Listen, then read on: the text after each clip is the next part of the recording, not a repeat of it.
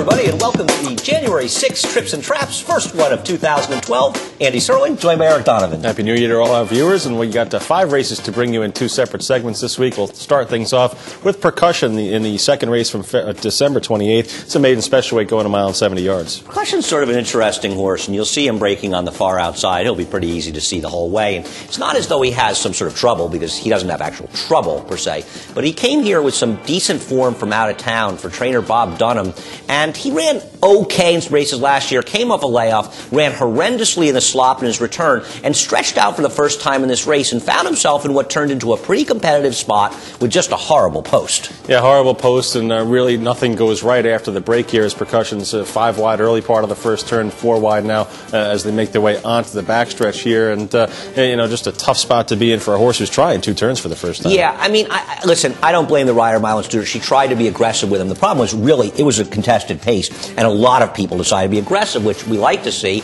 because we've seen far too much passive riding. The problem was with that post, he got hung up, and he's never inside the 3 path at any point. And to be honest with you, he actually ends up running okay, all things considered. Yeah, going to make another little move here after dropping back off the pace a little bit as they straighten down to the backstretch, and Percussion's going to make another wide move around the far turn here. The winner, Colossal Gift, in those green silks sitting in the 3rd spot was, you know, fairly wide most of the way around there. Certainly not as wide as Percussion, but also, you know, a better horse and a big favorite going into this race. But here comes Percussion with a 3-4 wide move around the far turn. Yeah, and he's still trying to make a little bit of a run, and he's just not good enough. And also with the trip, he's not going to get anything done. And I think he's the kind of horse that I'm not certain he can't get a distance in the right field. He needs to drop down. He needs to be in a maiden claiming race. He's not beating maiden special weights. And every time they run him in that, it's just one more race that he can't really win. So you're either going to turn him back and put him in a maiden claiming race, or you're going to take a shot going longer. And if he draws inside going longer and gets a reasonable trip, I'm not sure he can't win a race. Yeah, he did run fairly well on the inner track in his first couple starts, as you mentioned, when he came to New York for Bob Dunham back in February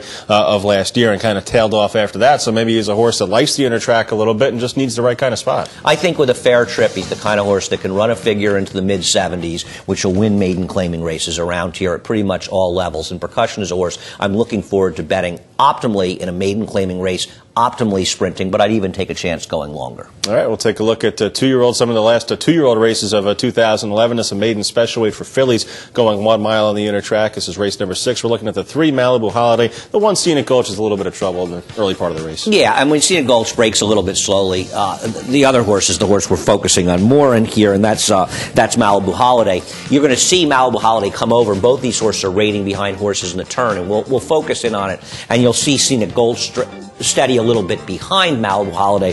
The problem that I have, and it's going to happen right after we circle here, is I think that Scenic Gulch just sort of sucked up for 3rd in this race, a distant 3rd. Malibu Holiday should have won this race. There's no question about it.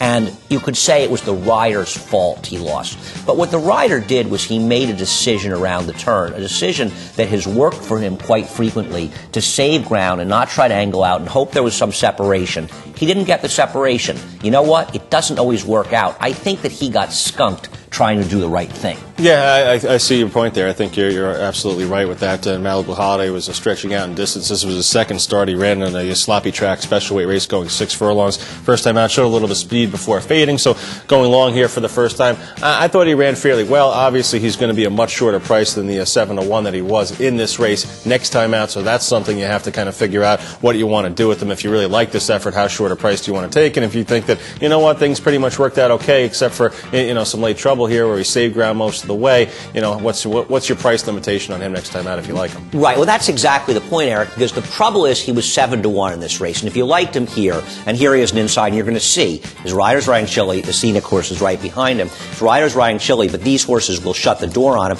He'll have to wait to go around. And in that period, the winner, a heavy favorite for Todd Pletcher, or frankly, I wouldn't bet a nickel on any start anywhere down the road, gets away from him. You can see he loses that position. But you know what?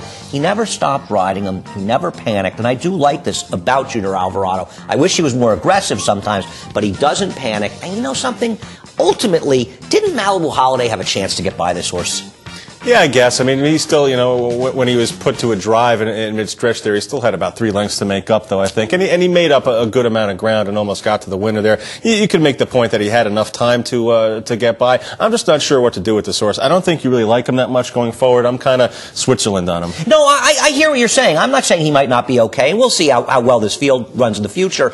They put separation, the other horses. On the other hand, it was a race where the pace basically melted down, and the winner sort of ran a little against that, heavy favorite or not, and he kind of had dynamics in his favor. The point I want to make about him is the initial feeling, and it was mine as well, was, oh, he got a terrible ride, he should have won that race. Well, be careful. He didn't get a terrible ride, and a lot of good happened as well as some bad. That's true, and I guess you got to see where he ends up next time out, or where she ends up next time out, rather, and you know, who else is running in there, and see what the price is. Well, that's always the case, and I agree. I just think she'll be a little bit overbet on the perception that she should have won easily last time. But it's sort of a conundrum, and it's something you always have to ask yourself. Just don't assume, oh, I saw a horse have trouble, therefore that horse was a ton the best and should have won, and I don't care where it ends up next time, I'm going to bet on it. Racing is a lot more complicated than that. We can always use your help. Trips and traps at NYRank.com. Come on back for the second.